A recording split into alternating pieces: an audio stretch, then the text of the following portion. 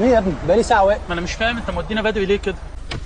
ابويا مصحيني من بدري بيقول لي قوم شوف تكليف. انت مصدق ان احنا خلصنا ورايحين نشوف التكليف كمان؟ على الله بس ما يرموناش في مكان بعيد، يودونا حلوان ولا حاجه. لا يا عم مش لدرجه حلوان. لا ودينا حلوان. عمر رشدي حامد. واحدة صحيح اقرا الاول. احمد امين سليمان. ايوه. مكتب صحه مدينه نصر. اللي بعده اسماعيل طه اسماعيل. مكتب صحه المعادي شرق. اللي بعده عاطف كمال محمد. وحده صحيه ترشوخ الليف. ايه؟ قلت ايه دلوقتي؟ وحده صحيه ترشوخ الليف، جالك تعيينك هناك. ايه اللي مش مفهوم في كده؟ لا انا فاهم ان شغلي في ترشيخ الليد، بس انا مش عارف الاسم ده اسم ايه؟ اسم شارع ولا المستشفى ولا الحاره ايه بالظبط؟ شارع ايه يا ابني؟ دي قريه. قريه ازاي يعني؟ قريه سياحيه. حاجه كويسه. سياحيه مين يا ابني انت؟ هو دي قريه في كفر الشيخ. كفر الشيخ؟ كفر الشيخ مركز مطوبس. مطوبس ايه؟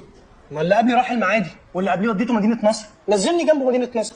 هو ميكروباص يا ابني، ده تنسيق. ما هو التنسيق ده انا جايب جيد جدا يا فندم، انا جايب جيد جدا، انا مش هروح الاماكن دي انا. ما تروحش. حر. لا تنجزونا يا جدعان. هو